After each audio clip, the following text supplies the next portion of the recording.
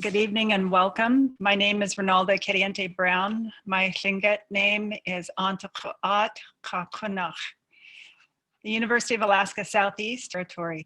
The Juneau campus is situated on traditional lands of the Yaqwan. As stewards of this place, it comes with great responsibility and great rewards. Most important, we are guests on this place. Today, as the Associate Vice Chancellor of Alaska Native Programs and the PETAS program, I am pleased to extend a welcome to our guest, speaker, Mr. David Robert Boxley, an esteemed artist and social advocate. Tonight's presentation is sponsored by Sea Alaska Heritage Institute and the PETAS program. Welcome, David. Deutschem. Oix news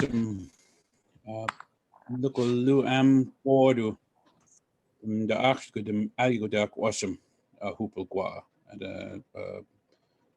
a yaltkanu the mula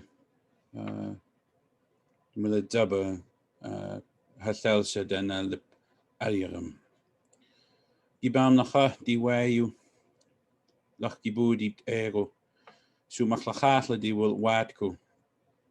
Iragwa di wil dago shagion. Skogiao kwedi na gwadu lach skik diept echt. Gamas wena di agwiniayu. My name is David Robert Boxley. My Sm'algya name is Gyibaawm Laxha. I belong to the Wolf clan of the Tsimshian nation. I'm from Metlakatla, Alaska, and I live here now. My father is David Albert Boxley. My mother is Elizabeth Francis from Seattle, and my great-grandfather was Albert Bolton. I tend to make these talks that I have fairly casual. Casual in how I present them, but also I look forward to the questions that arise from these. I'm going to try to get through what I have to say. If you feel like you're going to forget something, please feel free to write it down, and we can get to it at the end. One of the other reasons for the casual nature, I guess, that I tend to approach these with is that I'm by trade a totem pole carver and an artist. And despite my ease and being able to speak in front of people, this adventure I've been on to learn my language and unintentionally, at least at first, becoming an advocate for language revitalization has been something of a surprise even to me. And so I don't pretend that I'm a great lecturer, but I'm going to give it my best for you guys and just have a conversation with you about my life and this very challenging and rewarding adventure that I've been on the last that I've been focused on in the last few years, but has been a part of my life since I was a little boy. I called this talk tonight talking to my grandfather. He was actually my great-grandfather, but my dad's own father didn't stick around, and he was raised by his grandfather and grandmother. So Albert Bolton was very much just my grandfather. In Somalia, our word is Nia, and the shortened version of that is Yaesh, or nowadays, I think with a little bit of anglicized influence, we say Yaya. So my Yaya was born in 1894. He's one of the first people to be born here in Metlakatla, Alaska, after our people moved here in 1887 to establish New Metlakatla. He left school at 3 years old to go to work. Couldn't read or write, could sign his name, but he was a very intelligent, very hardworking man. And even in his 90s, when I knew him, had big, thick, strong hands and was still an amazing man, despite being only about 5'4".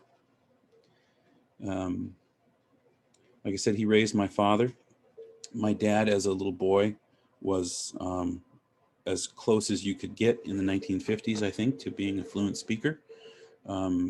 It's written in his baby book by my grandma that he spoke Sm'algya around the home. His grandmother spoke to him exclusively in our language. And he often jokes that he talks like a little old lady because of it when he uses our language. So my great-grandmother passed away about 9 months before I was born. And all the old people thought that I was going to be a girl. You know, the old people still thought about, believed in reincarnation. But I was a boy, and I don't know what that means, whether or not it's still true or not. But I grew up hearing the language. We lived here in Metlakatla until I was 5 years old. And so I heard the language, and pretty early on, that allowed me to be able to pronounce the sounds that are unique to Sm'algya, that aren't found in English. And when I was born in 1981, there were about 150 fluent speakers of Sm'algya just in Metlakatla, Alaska. Not often, but I once asked my dad, for anybody that doesn't know, my father was a key figure in the cultural revitalization for our people, hosted the first potlatch in modern times here in Metlakatla, raised the first totem pole, has started dance groups.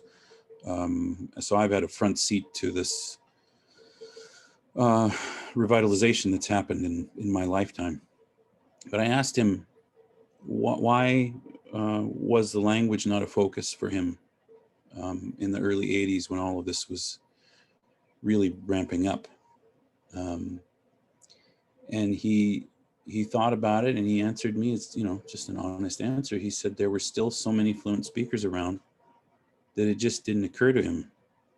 It just didn't occur to him that someday they weren't going to be here anymore. And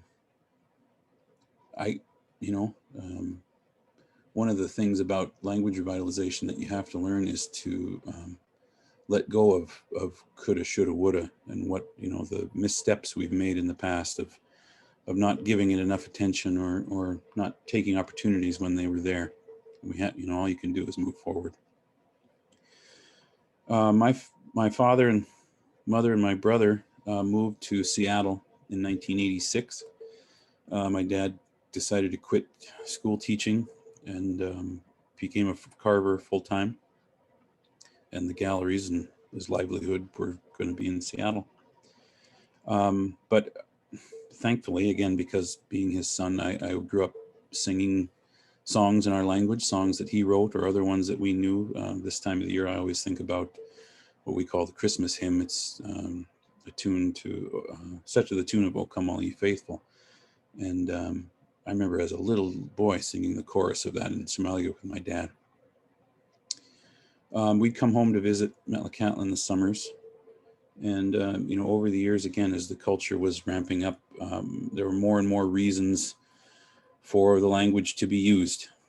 I remember early efforts that stick out in my mind, that even though I wasn't paying as much attention to it then as I should have, a man named Russell Hayward, who was my great-grandmother's first cousin, had really made an effort in the 1980s and into the early 90s to work on our language. He produced learning materials.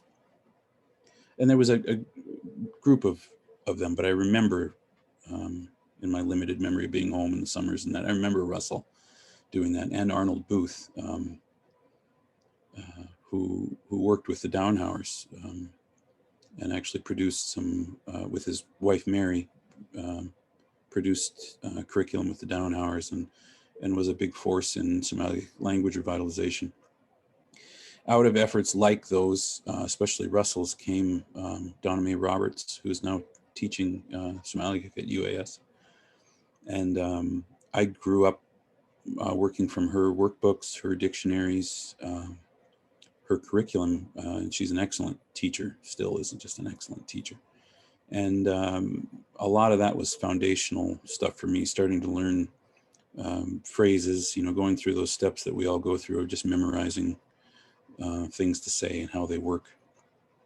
And that was through my teenage years. Again, everything was so associated with what we did and how we lived. I was carving already then, and producing work not only for galleries but for traditional use, and we tried. It just seemed natural that there were at least words and things that we would use all the time. The year I graduated high school, 1999, which is starting to feel like a long time ago. I started teaching culture camps in the summer with Michael Askren. It's now Michael D'Angelo. And I remember, it's funny, it's probably because we were kids, but having a lot of support from the community. And I bring that up because one of the things I want to talk about tonight are the challenges of language revitalization and what we go through. So at that time, I felt like we had a lot of support and people were behind us to do what we were doing. My enthusiasm was much bigger than my knowledge at the time. And I look back on some of the things I remember, or I've seen little pamphlets that still exist that I think, oh, I messed up there, I said that wrong, or things like that. But again, that enthusiasm, the passion for it, and realizing that it was important has been there for a long time for me. And I taught a Sm'algya class at our middle school here in Metlakatla for a year in 2003 to 2004.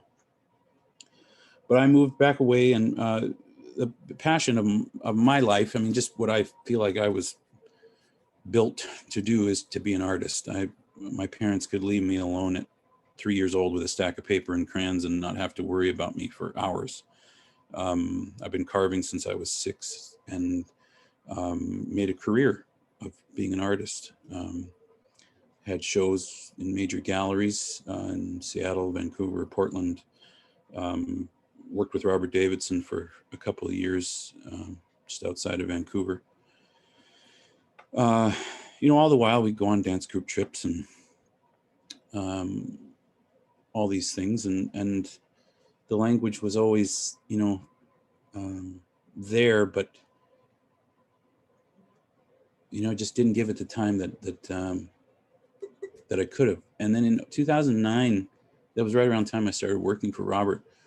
The last fluent speaker of EAC passed away. And I remember that the way I remember like 9/11 or Princess Diana dying. I know right where I was when I heard, and it hit me in a way that I didn't think it was going to. And the fire that kind of lit under me, it started slow, but was the cause for a lot of the next steps in my life. My grandma, my dad's mom, passed away in 2010, and in 2011, I went home to carve her memorial pole.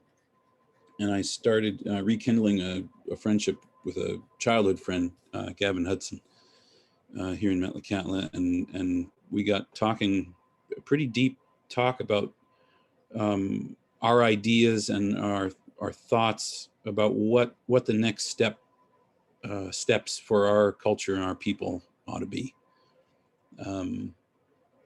He worked at a little cafe and made espressos, and we had these very caffeinated conversations about what we hoped. And he said to me something very candidly. He's a very dear friend and blunt when he needs to be with me. He said, well, all these ideas are great, but if you want any of them to happen, you've got to move home. You got to be here to make them happen. And that really stuck with me also. So Gavin had already around that time started writing songs. He's a great songwriter, and he'd been working with Mrs. Sarah Booth, who had taken over for Arnold Booth in our bilingual program at the school. And she had been Gavin's Sm'algya teacher in school, but she was retired, but Gavin was having her help translate his songs. And the more we got talking, the more I decided I'm really considering moving home. And the key moment was I was standing in a gallery in Seattle with a piece of mine hanging on the wall, and next to every piece in the gallery, there's a little placard that says who made it and all that. And it said David Robert Boxley, Tsimshian. And it hit me like a ton of bricks. I thought, what good is that art that I'm making to hang on walls if nobody knows what the word Tsimshian means anymore? That's coming, that if we don't do enough, eventually that's going to happen. And everything that comes with that total loss of the identity that is tied to our language was just too much. And that was kind of like I said, the linchpin that thought, okay, well, I'm going to move home. So Gab and I got together with Candy McGilton, who the three of us are very like minds, and we decided to start the Hike Foundation. It was something that Gab and I had talked about in those caffeine-induced conversations, with the idea, a lot of them grander than we've been able to accomplish so far, but of helping to revitalize Tsimshian language. The other thing that happened at that same time, we've tried very hard, and I think this is a necessity, and one of the things I want to talk about tonight, of manifesting what we need to see happen for the future of our languages, that we have to take control of this process. And we urged our school district that, if you could get the funding that would pair us with a fluent speaker, I said, I'll move home, I'll work with the school, we'll teach together, we'll gain proficiency, and then you'll have a new generation of fluent speakers to teach. And everything, they're like, oh, this is fantastic, we'll get on it. Well, another one of the challenges that I've discovered in all of this is that grants too rarely actually do what our languages need them to do.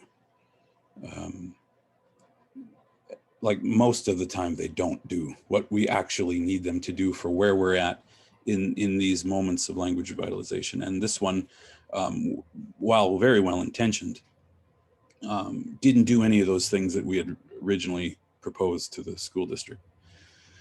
But we took the job anyway. I moved home, and we convinced Sarah, who I'm going to talk about a lot in this conversation, to come out of retirement and work with us at the school, developing a 0 to 3 bilingual curriculum that would bridge a Sm'algya preschool program with what was then the Montessori program at our elementary school. And we finished the curriculum, and for a combination of reasons, again, that I'll talk about in a little while, we decided to leave that program, and it was disappointing. But immediately after leaving that program, we got approved to be included in Alaska Heritage Institute's Hashuka Mentor Apprentice program. And the Hike Foundation was going to be the Metlakatla liaison. We advertised for these positions, paid positions. It wasn't great pay, but it was some money anyway, to spend 20 hours a week, something like that, with a fluent speaker. And no one signed up.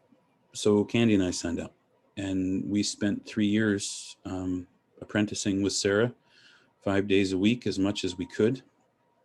And it greatly increased our knowledge level of the language. I went from a high novice maybe to a high advanced learner, and Candy went from a complete novice to a low advanced learner. There's this, it's called the ACTFL scale. So mentor apprenticeships work, and to me, that's where most money needs to be put at the moment. the reason for it, and I'm sure I'll bring this up again, is we're running out of time.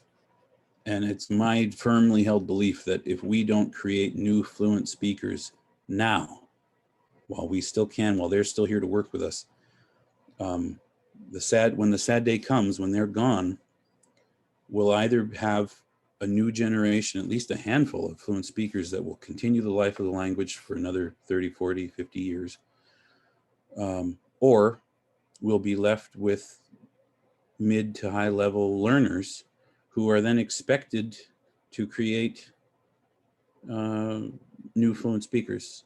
And that's a big challenge, an unfair challenge, and something that we shouldn't wait to have happen. We need to make new fluent speakers now. Throughout all that time, the Hike Foundation spent a lot of time creating curriculum. We've done songs, oral history, games, all in our language. You can find those on the Hike Foundation website, hikefoundation.org, H-A-A-Y-K. Hike. Hike means spirit. We also partnered with the Smithsonian Arctic Studies program to create a bilingual weaving curriculum. When our people moved to Alaska, we developed a weaving style that is unique to Annette Island and to the Tsimshians of Alaska. And rather than have the words that go with that weaving style disappear the way the words for formline have, we felt it was important to try to get those things documented while we could. And those things are available for free online. Also, you can go to YouTube and watch the whole video series that goes with it. We moved right from that into what has turned out to be an exciting, if not ironic, project on transcribing an old Sm'algya Bible that was originally translated in late 1800s by very fluent speakers, but it's written in an old orthography that's very difficult to read. So my dad started by hand because when it comes to technology, he's a bit of a dinosaur. And he, by hand, rewrote the whole thing in a more readable, closer to modern orthography. And I took that and retyped all of it again. And then we started going over it with Sarah to make sure that I'd written it so that it still made sense, and that it was.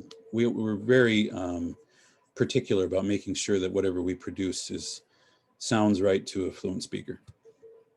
And we made it through the four Gospels, and Sarah passed away sadly this year in June.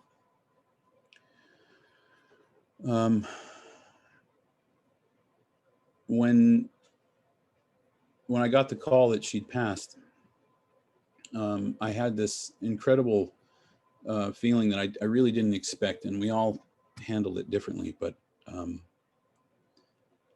it was, I got to get to work. We're running out of time. And it wasn't because I didn't want to mourn her. I did. But I know that she dedicated the last years of her life to our language, knowing that she didn't have a lot of time. And it mattered to her that we kept going.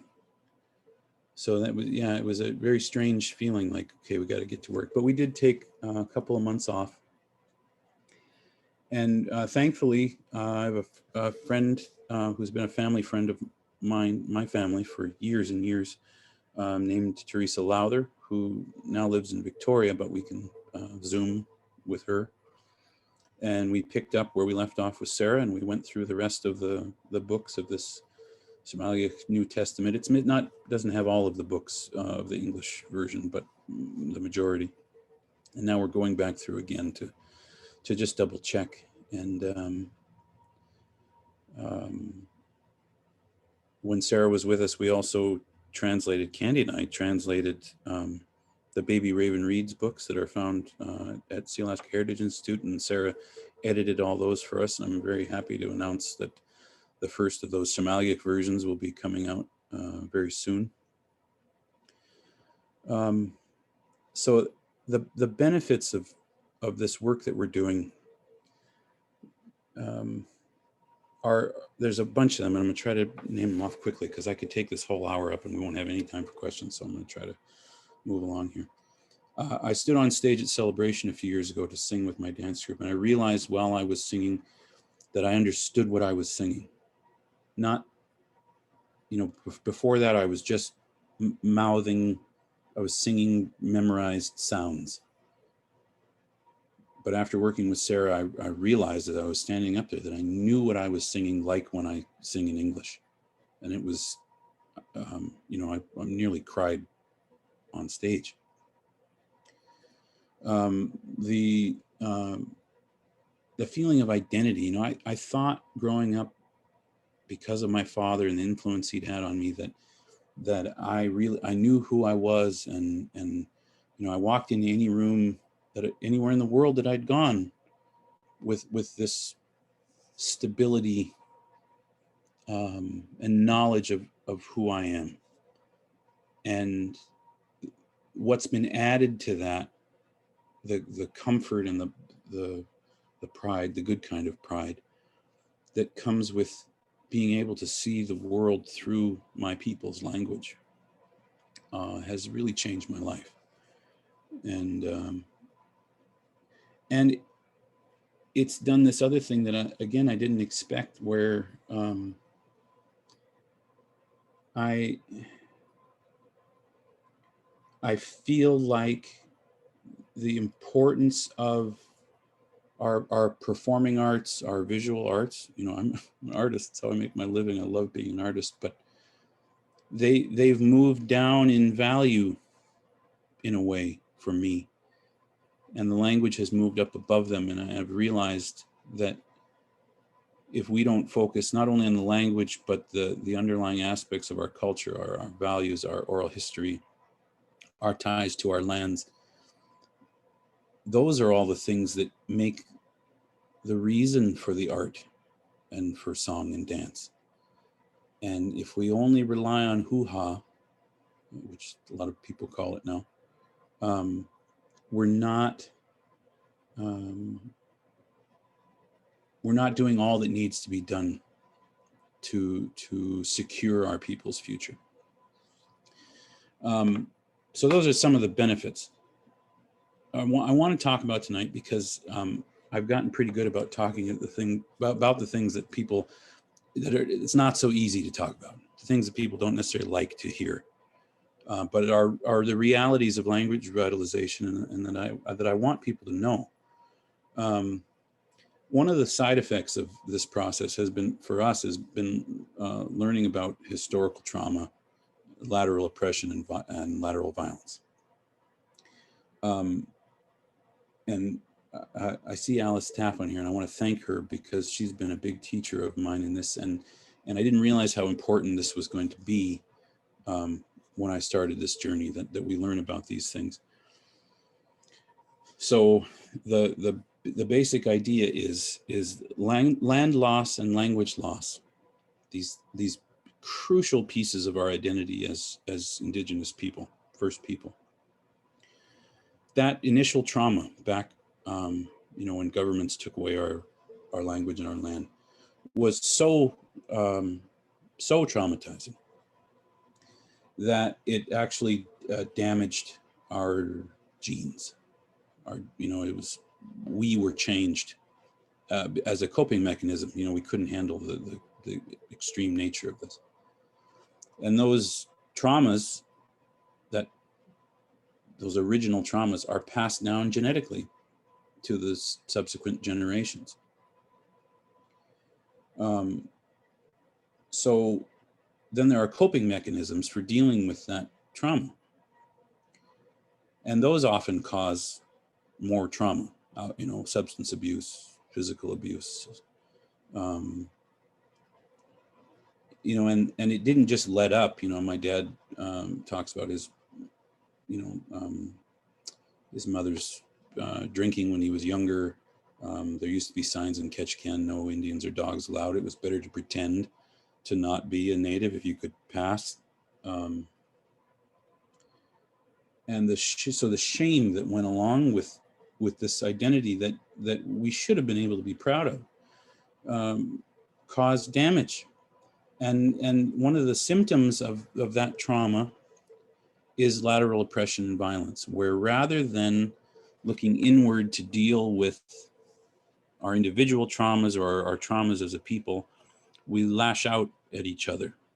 And those things are sometimes caused by even something like the shame associated, the feeling of shame that comes with not knowing your language. And it's not your fault, it's not our ancestors' fault. But there is a shame associated with that a lot of people don't know how to vocalize, don't know how to deal with. And that's why, and if there's any Native folks on here, you get the idea of, oh, they think they're so good, or they think they're better than us, or it's the whole crabs and buckets story. There's a native fisherman and a white fisherman, and the natives crabs keep climbing out of the bucket, and the white man's crabs, oh no, other way around. White man's crabs keep crawling out, and the native crabs stay in the bucket. And the white fisherman asks the native fisherman, "How do you keep your crabs in the bucket?" And he says, "Every time one tries to climb out, we pull them. The other ones pull them back down." Now it's a good story to explain the symptom again of the problem, but that's not what causes the lateral oppression. It's not just because. It's because we're dealing with all of this stuff, and the effects of this show themselves in every aspect of our society, whether it's drama in tribal government, cultural politics, interfamily politics, people, or interfamily relationships, people who are related to each other who decide at some point they're mad at each other and they don't want to be anymore. All of these things, and that translates into the problems I hear schools talk about with Native students and any students, minority students, the troubles that come with whether behavioral problems or whatever. And teachers need to understand, they need to have better access to learning as to why our people are in the position they're in. All that to say that one of the things that we know can help turn that around is our language and our identity. Heritage language reacquisition and the pride that comes with knowledge of who you are. Dr. Soboleff said, if you know who you are, you don't hurt yourself. There were studies done in British Columbia that communities that heard their native language spoken every day at a certain percentage, I can't remember the percentage, their suicide rates dropped to 0. So I see the work of language revitalization, no matter who's doing it, as absolutely crucial to whether or not we're going to have a bright, positive future as Indigenous people. And the struggle also is convincing our own people of that, to be able to look inward, to deal with our issues, to work together, to take back what was taken from us. And so it's really become a focus for me. And I feel like I'm kind of a carver part-time now. But so the answer, maybe not all the answers, but a big portion of the answers for how we improve ourselves going forward is our language and our identity as Indigenous people. I'm going to close up with a couple of things here and bring this back around to my grandfather, which is why I'm doing what I'm doing. Recently, See Alaska's investment in our languages has been a great boost, and I'm very proud of my influence in advocating for that happening. They're listening to those of us that are doing the work, and it's exactly what we need. When I talked earlier about manifesting, what we need, rather than waiting for someone to give it to us, because it's just not going to happen. We have to make it happen. And my determination now is to become a fluent speaker myself. And I've had some inspirations in that, and I want to thank some people, and I'm sure I've forgotten somebody, and I absolutely don't mean anything by it if I don't name them off. But some people who have inspired me, Ben Young from Heidelberg, who is younger than me and is a fluent speaker of Chadkil. Lance Twitchell and Hans Chester. I remember Hans speaking at a potlatch years ago, about 2005 or 6. And he was speaking for a long time about the family connections between the folks who were given this potlatch. And it was just amazing to me. I took Tlingit classes from David Katzig, who was actually a relative of mine, and Florence Shakely, and Richard Nor Downhauer, who again worked with our people to develop curriculum way back in the 70s. I also wanted to list my teachers and just to show my appreciation to them: Arnold and Mary Booth, Russell Hayward, Bossy Bolton, Matthew Bolton, Teresa Lowther, Donna Mae Roberts, Velna Nelson, Beatrice Robinson, my father, David Boxley, linguist Margaret Anderson, and my teachers, Sarah.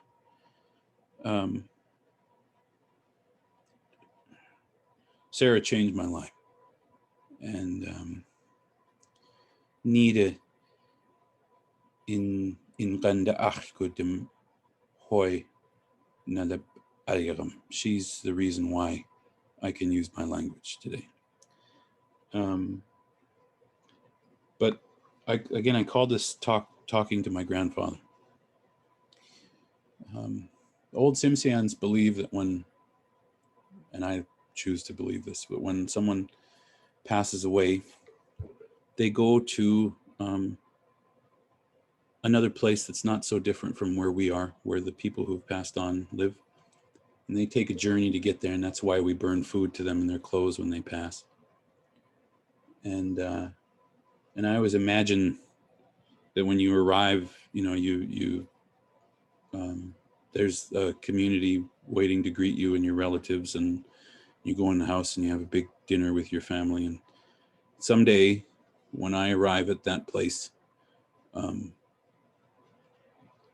want, when I open my mouth to speak to my yaya again, that I can speak to him in our language. And I feel like that's been the underlying reason for everything I've been doing. He passed away when I was 10, so I have very clear memories of him. And I don't, a lot of people my age didn't have the luck of knowing a relative that was born in the 1800s. And I think about him all the time, and my desire to make him proud. So that's why I do what I do. It's why I fight through the challenges that come along with this. We've been, people have tried to get us fired from jobs and told us that we're the reason our language is dying. Crazy things like that come with that lateral oppression and violence. But I've also been able to listen to audio recordings and know exactly what these old folks are saying in my language, and that makes it all worth it for me. So I really appreciate being able to talk to you all tonight. I hope you feel like you've gotten something out of it, and I'm very happy to answer any questions you might have about anything. So thank you very much. I'll answer this first question. How do you feel about other people learning your language? Like I said, there were about 150 speakers in Metlakatla when I was born. There is one fluent speaker in Metlakatla today. There are about 80 fluent speakers left of my language in the world. If somebody wants to take the time to actually learn it, I don't particularly care where they're from. Because quite honestly, there aren't enough of my own people doing it.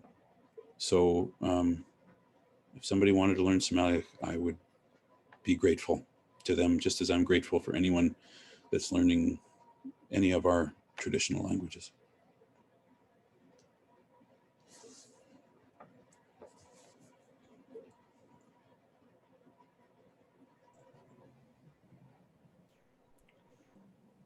Throw them at me.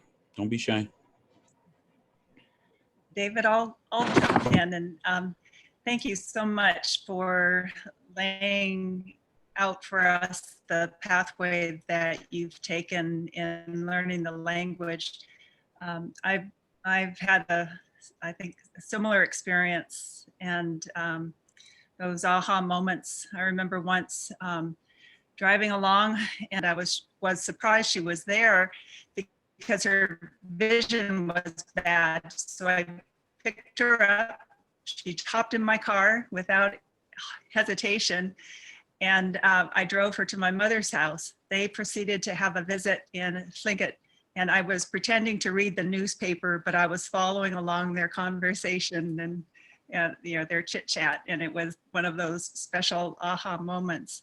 I also appreciated all of the beautiful names of the people who are with you on this journey and influencing your decision. My curiosity is how learning the language has become first and foremost to you as an artist. And I'm wondering about my discovery of being a language learner is how beautifully visual these native languages are. And at some point, do you see an intersection with your work as an artist and the beauty of the language? I do feel like it has started to inform how I approach projects. I don't know if I can quite articulate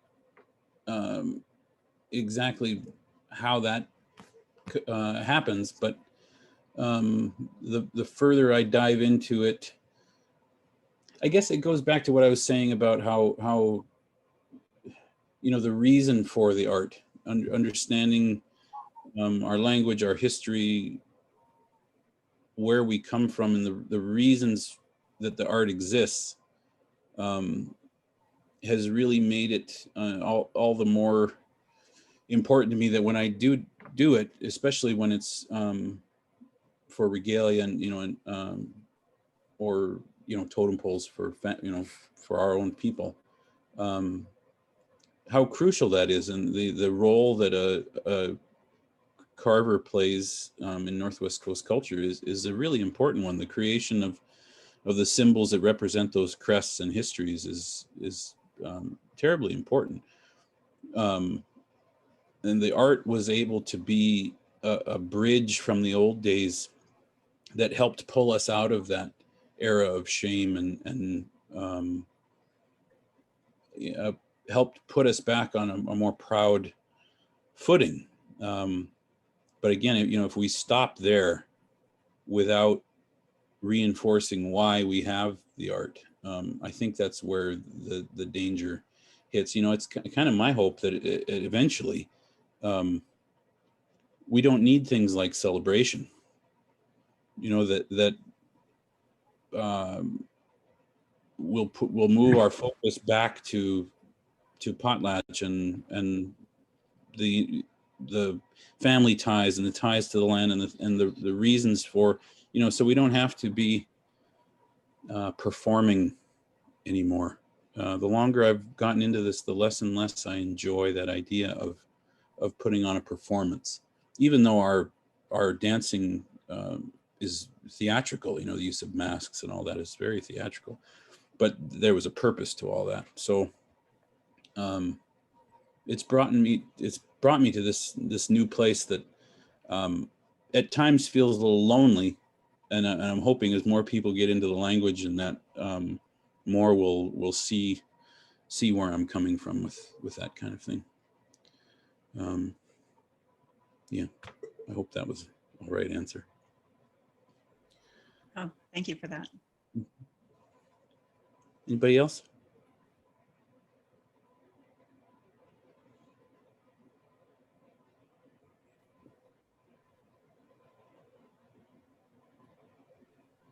David, thank you for sacrificing what it felt like at the time you were sacrificing to start on this journey, to move back and to begin and to stick with it. And it sounds as if you realize that it was not a sacrifice.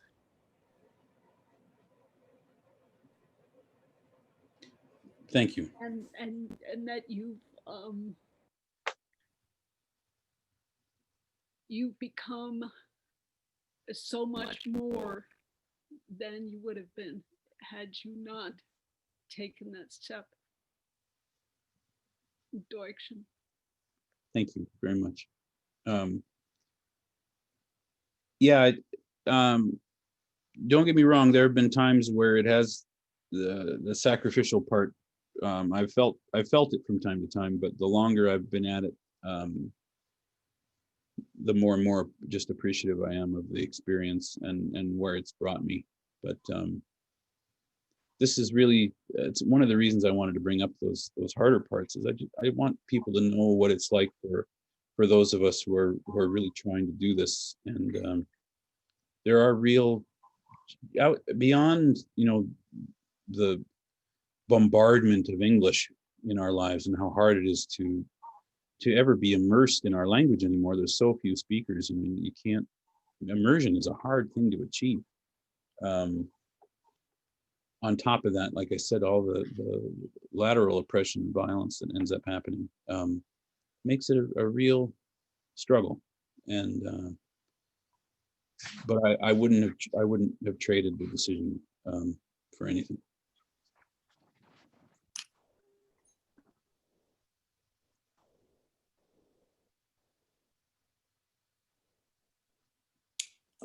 I have a question. This is Buffy Holtener. Just real quick. So you said you're in Juneau, correct? No, I live in Metlakatla. You live where? Metlakatla. Oh, you still live there? Okay, because that was going to be my question. It seems to me that that's why you went back. Okay. Yeah, thanks for clarifying that then. All right. Well, all the best. Thank Cheers. you.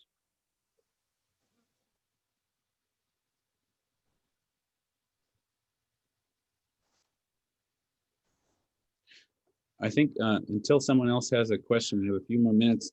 I'm going to give everyone a little Sm'algya lesson since you're on here with me. So, Gunesh and Hawa are, I'm enviously, I'm jealous of the relative simplicity of how to say thank you in Tlingit and Khatkill, because in Somalia, you have to conjugate the words depending on who you're talking to. So my language is a little more complicated in that regard.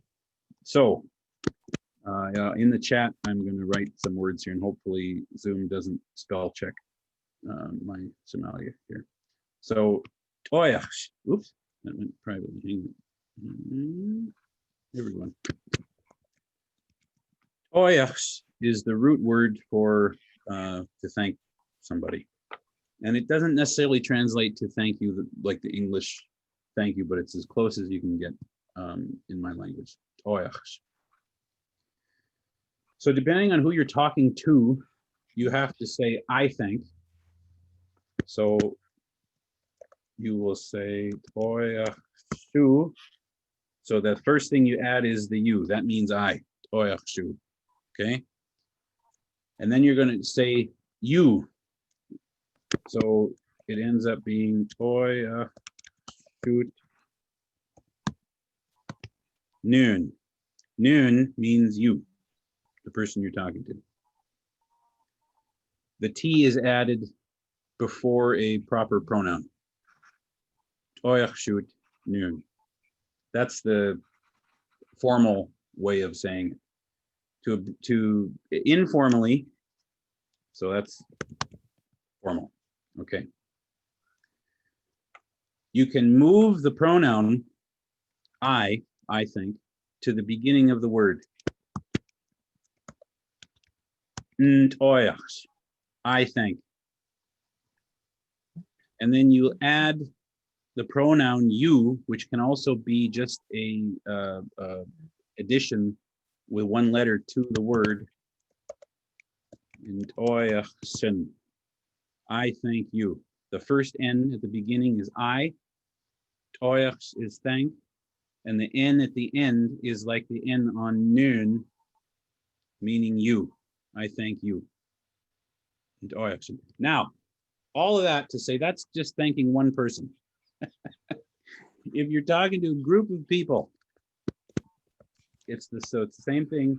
Toyach shoot. Newsome. That's a group of people. Newsome, you all. Or in Toyach system. So that SM that's on Newsome, which again is a pronoun meaning you all, is added to the end of Toyach. The I is put there because you can't have the S's right next to each other. In Toyach system. So, on behalf of my people, I sorry, not sorry, but we're more complicated in how we have to thank people. But I want everyone, I'm going to say the informal words because those are the easiest ones. And I want you to not only listen to where the sounds go in the word, but where I put emphasis on the word, because I'll often hear people put the wrong emphasis on the wrong syllable. Okay, everybody get that joke? That's as funny as I get. Okay. Ntoyachsen. Ntoyachsen. So the emphasis is on the oi part. Ntoyachs. Ntoyachsen. That's to one person. Ntoyachsen. To a bunch of people. Ntoyachsism. Ntoyachsism. And you should see that T apostrophe, that's like a popped T. Ntoyachsism. Ntoyachsism. Ntoyachsen. Ntoyachsism. Whether it's to one or a bunch. So pass it along. I go to events in Southeast all the time and I hear everyone say Gunis, Chish, and Hawa, and then if they're really brave, they do their best and they stumble through one version of these. And I appreciate it every time, but every time I can, I take the opportunity to help reinforce everyone's pronunciation. So means a lot to us. Tsimshians have always had a presence around. We're very proud, like Peter Simpson, one of the founding members of the Last Native Brotherhood, was a Tsimshian who moved over with our people. It means a lot to us when we're included that way. There are a lot of Tsimshians who are Sea Alaska shareholders and live away from Metlakatla. And so even though we're not part of ANCSA, like I said, when we're included, it feels great. So thank you all for making the effort. If you do use our way of saying thank you. And yeah, if anybody else has any questions, I'm here.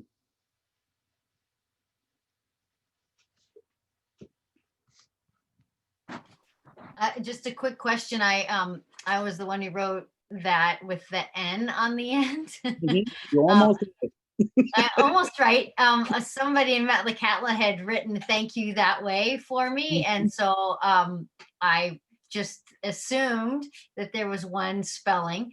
Are there also genders in Tsimshian? Not like in Spanish. There are certain words, and I think there used to be more of them, but not with so few speakers now. A lot of them have fallen out of use. There used to be words that only men said and only women said. So the language itself isn't gendered. You know what I mean? Like we don't change an ending to have a feminine or masculine ending. But like, I'll give you an example. We say in Delawan, that means how are you? And you'll hear men, or used to, say Delawan day when they'd see each other. And that day means like sir or good fellow, or, you know, but it was only a term between men. And there are other words like that. Whenever I find them, I try to write them down. I even like different euphemisms for male body parts depending on whether you're male or female, you know, things like that I just find very interesting. But like I said, there probably was a lot more of them in the old days, but you run across them every now and again. The only other major ones I can think of are between siblings. My brother, male to male, I call him Wek. That's a brother. But my sister, male to female, is Shimdi. And for her to her sister, we have different fathers. So her to her sister, she would say Shkauk. So, but back to me, she would also call me Shimdi, that cross-sex sibling. So there are things like that where she would never call me Wek. That's only a word between men. And I would never call her Shkaug, even though it means sister, because that's what women say to their sisters. Things like that. Good question. David, how about third person? Would you say he eats salmon the same way you say she eats salmon? Yeah, it turns into they, them, really. Yeah, so the Deutschen. It's nice to have you on here, Alice. Deutschen.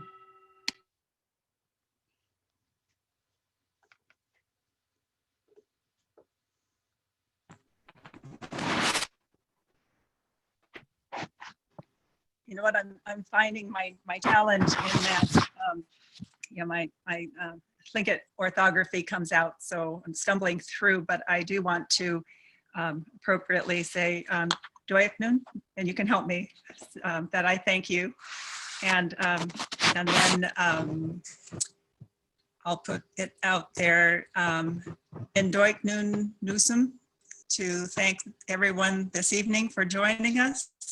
It's been an absolute pleasure, and I look forward to our paths crossing again, and that we will always keep the door open at the University of Alaska Southeast to support this important effort. And thank you so much for gracing us with the beauty of this language. I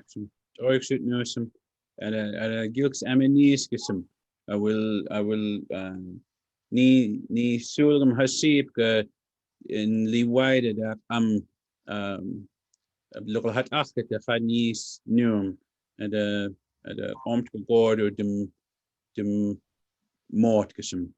This I hope everybody takes care of themselves. This pandemic that's come upon us is just awful, and I hope you all stay safe. Thank you all very much. Thank you. Thank you, David. Good night, everyone. Good night. Thank you. Thank you. It's great to see you here and see that beautiful setting. Good night. Mhm.